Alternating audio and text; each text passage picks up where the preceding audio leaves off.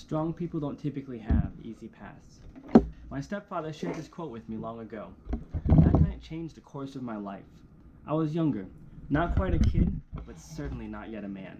18 years old and excited at the prospect of living the fullest life after high school. I had been working so hard for years, working 2 jobs to support myself while also helping my family and sending out applications to be able to get into a good school. My family lived in a calm, middle-income neighborhood in the suburbs of Dallas. I grew up in what I suppose is now a typical American household. My biological father had left when my sister and I were kids, and my mother later remarried. My stepfather, John, was a very large man, standing at 6'4", and one of the most kind-hearted humans I'd ever met. He had suffered from diabetes, and just a few years before, during my freshman year, he had suffered a heart attack that put him into a coma for several weeks. Fortunately, he awoke and things continued as normal. Well, I guess as normal as a typical American household can be. Growing up, I had greatly admired John, so thankful to have something of a father figure despite my biological dad not being in the picture. Calm, patient, charismatic. I wanted so much to be like him. He taught me how to treat a woman by the way that he always gave my mother the highest degree of love and respect. He was a simple man who, besides my mother, had one great love in life, and that was golf. It was hilarious how excited he would get about this sport that I found to be so dull. Every single summer he would travel with his 3 brothers to go golfing in various parts of the world. He was a frequent traveler at work and would always find time to golf during business trips, and whenever we went on vacation, we knew that whatever hotel we were staying at would have a great golf course near it for him. It was interesting, because he was never a drinking man.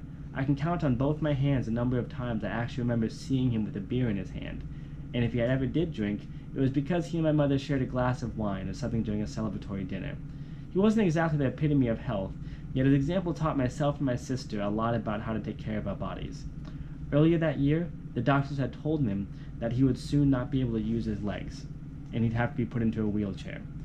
They may even have to amputate within 3 years. It was clear that he would never be able to golf again. He suffered from diabetes.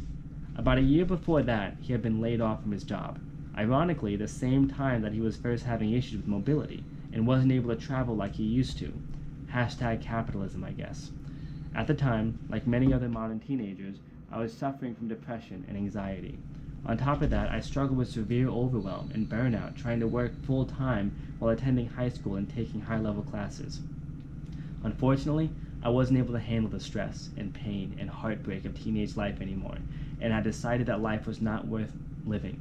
I attempted suicide multiple times, succeeded once. After that, I went to a place without time. If I had to define how long I was there, it was at least a decade in this other place, before being blasted right back into this world. But that's another story. While my attempts at suicide had failed, the scars will likely remain with me for the rest of my life. Hopefully the lessons will too. During my rehabilitation, John had taught me to stay strong.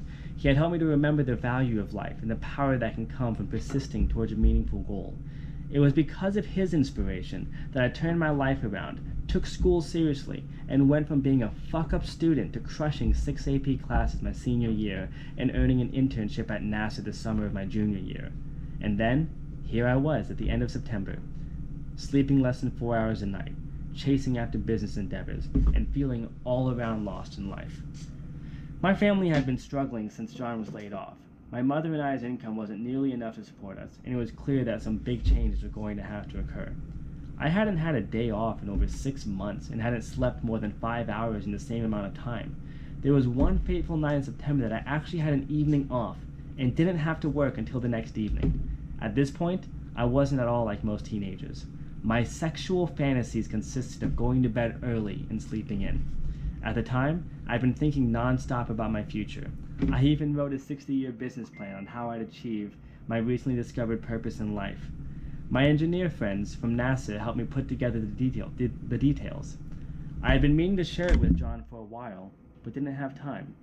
On this night, it was so nice to finally have a chance to present the plan to him. I came home, exhausted, and found John standing in front of the TV smiling ear to ear, the biggest smile that I had seen on his face in years. He was playing Wii golf. After so long of not being able to play, he had finally found a way to exercise his passion despite his disability.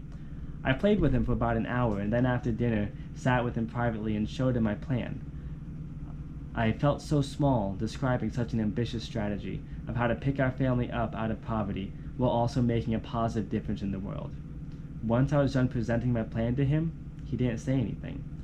His head was down, completely silent. His hat, which he always wore, covered his eyes. I could see a tear rolling down his cheek. He was a strong man. It was the first time I had ever seen him cry.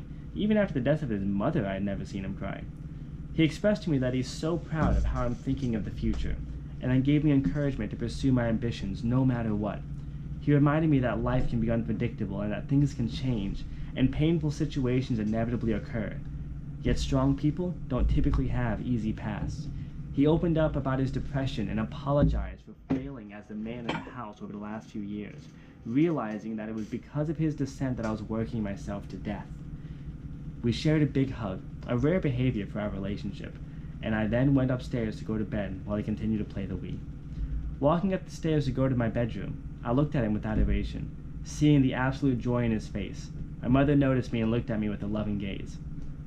I knew it was probably the toughest for her over these years, watching her husband descend into a deep depression while also recovering from the heartbreak of feeling that she had failed as a mother because of my suicide, on top of trying to figure out how to overcome our royal struggles with finances.